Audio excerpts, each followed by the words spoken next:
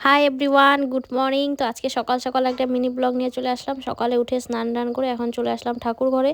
সবার প্রথমে এই যে গপুকে ঘুম থেকে উঠাবো, এই যে ওকে ডাকতেছি, কারণ এখন 9:30 বাজে। এখন যেহেতু ঠান্ডার দিন, তার জন্য একটু দেরি করেই উঠাই। আর এদিকে আমার মেয়েও ঘুম থেকে উঠে গেছে। মেয়ে এখন এই যে সব বাচ্চাদের সাথে এখানে রোদে বসে খেলতেছে। আর আমি এখন ঠাকুর দিয়ে নেবো আগে, কারণ ঠাকুর দিয়ে তারপর সকালবেলার খাওয়া দাওয়া করব।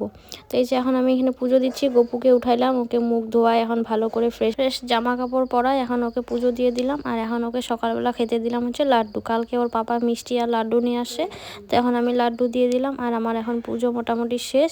আর এখন জানি না এই পাখিটা কোথার থেকে যে আসলো, আইসে দেখতেছি লাড্ডুটা আর কি খাইয়ে নিচ্ছে। তো এখন আর কি করব, যেহেতু খাচ্ছে তার মনে ঠিক আছে খেয়ে নিল, তো এই প্রসাদটা তো আর খাওয়া যাবে না। তো এখন এই যে মেয়েকে নিতে আসলাম আমার পিপি বাড়িতে।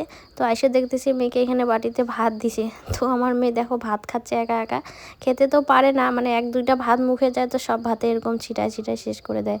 তো তারপরে ওকে বাড়ি নিয়ে এসে ফ্রেশ করলাম। ফ্রেশ করার পরে এই যে এখন ওকে দুধ স্যালাড খাওয়াচ্ছি, মানে যেটা ও প্রতিদিন খায়। আর এখন ওকে খাওয়ার সময় যে যত রাজ্যের খেলা লাগে, বই, মানে বই গিয়ে যে ছবিগুলো থাকে ওগুলো দেখে আর দুধ খায়। আর তার সাথে এখানে হিমু আছে, এনে হিমুর সাথে খেলতেছে।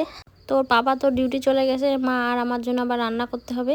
আর সারাদিন সেভাবে তোমাদের সাথে ভিডিও শেয়ার করা হয়নি। তো এই যে এখন সন্ধ্যাবেলা ওর পাপা ডিউটি থেকে চলে আসলো, আর ওর জন্য অনেক কিছু নিয়ে আসে, কেক নিয়ে আসে। আবার বলছিলাম যে মেয়ের জন্য মাছ নিয়ে আসবা, কালকে খাওয়াবো। তো ওর পাপা মেয়ের জন্য মাছ নিয়ে আসে আর কেক, টোস্ট। আর আমার মেয়ে তো সেই খুশি। এই যে এখনও ও কিন্তু ঘুরে টুরে আসলো, এখনও জুতাও খুলে নেই, ঘুরে আসলো। আর ওর পাপা দেখতেছে এত কিছু নিয়ে আসে, মেয়ে তো কী বলবে বুঝতেই পারতেছে না।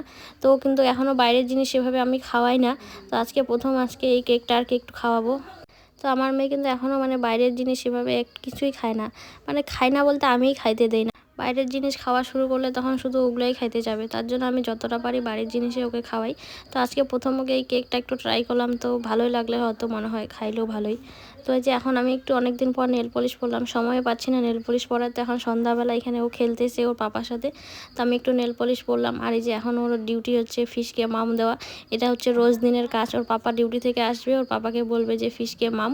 তো এই যে ওর পাপা এখন ফিশটাকে নিচে নামায় নিছে, আর এখন ওই যে মেয়ে হচ্ছে এখন ফিশকে মাম দিচ্ছে। মাম দেওয়ার পরে আমার মেয়ে ওটা ধরবে, কিন্তু ওটা তো কাচের ভয় লাগে, ওই জন্য আমি বললাম যে তাড়াতাড়ি ওটা রেখে দাও। আর আমার মেয়ে কিন্তু এখন একা একা দাঁড়াইতে পারে, হাঁটতে যেহেতু এখনও পারে না, কিন্তু দাঁড়ায় মানে থাকতে পারে আর কি।